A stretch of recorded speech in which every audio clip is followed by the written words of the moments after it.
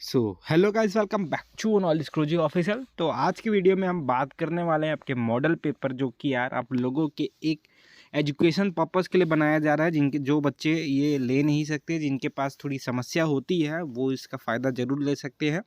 और बता दूं कि ये जो है हिंदी की है। कमेंट्स करिए आपको और कौन कौन सी वीडियो चाहिए, और व्हाट्सअप ग्रुप पे जुड़ जाइए, क्योंकि यार बहुत ही जल्द कुछ ऐसा आने वाला है जहाँ से आप अपने 40 से 50 नंबर ला सकते हो। ऐसे इंपॉर्टेंट क्वेश्चंस की खोज हम कर रहे हैं और उसकी जो है प्रिपरेशन चालू हो गई है। तो चैनल में नए हो, चैनल के साथ बने रहो यार, और हमारे व्हाट्सएप ग्रुप को ज्वाइन कर लो।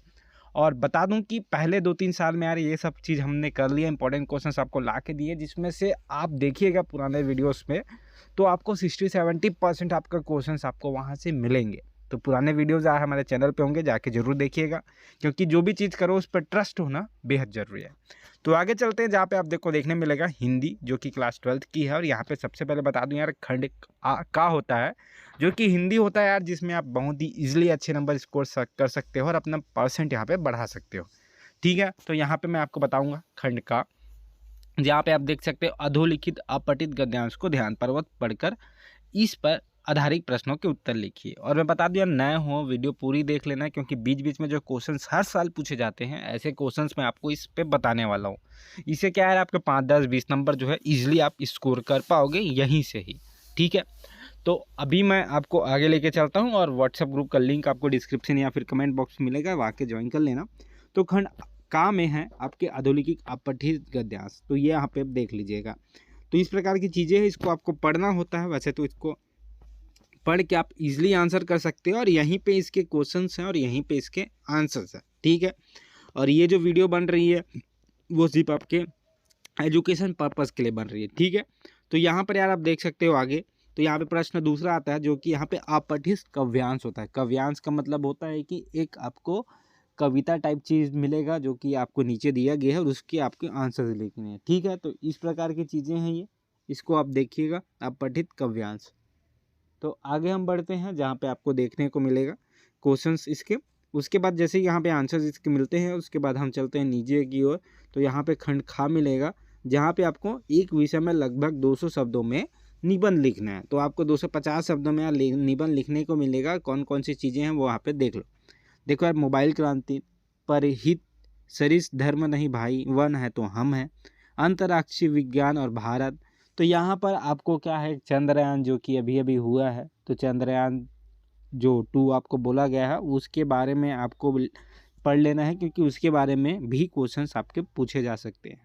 ठीक है, और यहाँ पे ये सारी चीज़ें हैं, आपको अपने बना से लिखना है। आपको 250 शब्दों में कम से कम लिखने हैं। और यहाँ पे क्या है, हिंदी जो है आंसर सब लिख पाते हैं, बस इसमें समय को देखना होता है। ठीक है, तो आगे भी हर चीज़ें की वीडियोस लाऊंगा मैं आपको, कौन से फिक्स क्वेश्चंस आपके बैठते हैं, कौन से आते हैं।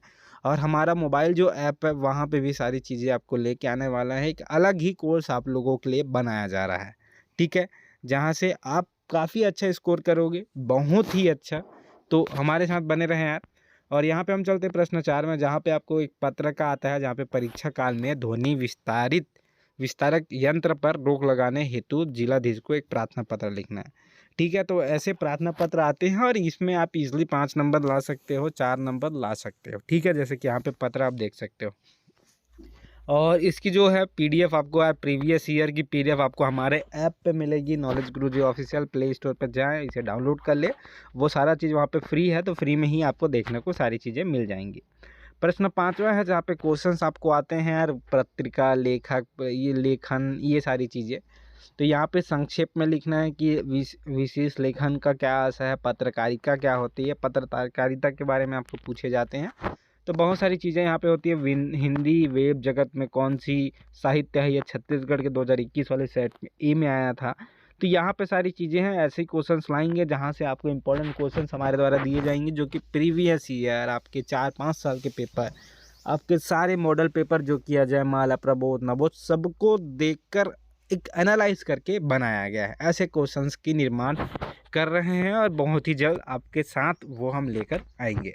तो प्रश्न 6वां है, जहाँ पे नाटक में संकलन श्रय का क्या महत्व है, ये आपको यहाँ पे देखने हैं। ठीक है, उसके बाद अथवा में चलते हैं, जहाँ पे कविता में बिंब और छंद के महत्व को समझाकर लिखिए।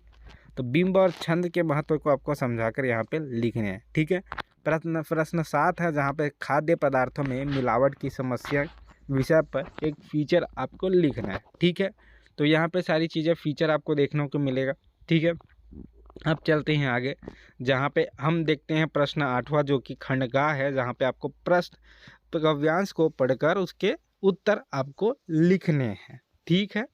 तो यहाँ पे आप इसे देख सकते हैं, यहाँ पे काव्यांश को पढ़ लीजिए और इसके उत्तर आपको यहाँ पे लिखना है। जैसे कि उपयुक्त छंद में कवि ने समाज के किन किन लोगों का वर्णन किया है, तो यहाँ पे इसके उत्तर होगा कि उपयुक्त छंद में कवि ने किसान, मजदूर, व्यापारी, भिक्षुक, नौकर, दूत, कलाकार, चोर, बाजीगर का वर्णन किया गया है। तो यहाँ पे ये सारी चीज़ें यहाँ पे होती है। प्रश्न 10वां, यहाँ पे जो पूछा गया, सबसे तेज बौछारें गई भादो गया के बाद प्रकृति में जो परिवर्तन ने दिखाया है उसका वर्णन अपने शब्दों में आपको करना है। ठीक है। तो वो यहाँ पे आप करिएगा। अब आगे चलते हैं, जहाँ पे इसी में दूसरा है कि बादल रात कवि के प्रकृति के मानवीकरण के 3 उदाहरण लिखिए। तो यहाँ पे आपके मानवीकरण के 3 उदाहरण लिखने हैं। उसके बाद प्रश्न 11 है, जिसमें अपठित गद्यांश को पढ़कर नीचे पूछे गए प्रश्नों के उत्तर संक्षेप में लिखने हैं। ठीक है। तो इसको आपको पढ़ना है गद्यांश को और संक्षेप में आपको लिखने हैं। ठीक है। तो यहाँ पे सारी चीज़ें आप देख सकते हो। तो यहाँ पे ये सारी चीज़ें हैं, संक्षेप में आपको लिखना है। उसके बाद क्या सारे क्वेश्चंस के आंसर जैसे कि उसके बाद आपको देने हैं। उसके बाद 12वां है, जहाँ पे अपने प्रश्नों जो आपके बुक के प्रश्न होते हैं उसके उत्तर देने होते हैं। जैसे कि नमक पाक के लेखक का क्या नाम था, रजिया सज्जान जहीर। उसके बाद जाति और श्रम विभाजन में बुनियादी अंतर क्या है, ये क्वेश्चन बार बार पूछे जाते हैं, अच्छे से कर लेना। ठीक है। कैपिटलिस्टिक अर्थशास्त्र को लेखक ने किन आधारों पर मायावी एवं अनीतिपूर्ण कहा है, ये आप यहाँ पे देख सकते हैं। ठीक है। तो यहाँ पर है। उसके बाद चौथा है, गगरी फूटी बैल प्यासा इंदर सेना ने इस खेल गीत में बैलों के प्यासा रहने की बात क्यों मुखरित हुई है, तो वो आपको यहाँ पे देखना है।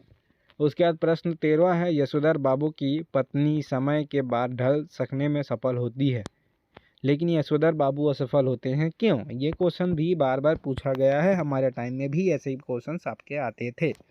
तो यहाँ पे यार फिर कविता के प्रति लगाव से पहले और उसके बाद अकेलेपन के प्रति लेखक की धारणा में क्या बदलाव आया, ये आपको देखना है। 14 है, इनने अपनी डायरी किट्टी को संबोधित चिट्ठी की शक्ल में लिखने की जरूरत क्यों महसूस की, ये आपको यहाँ पे देखने हैं।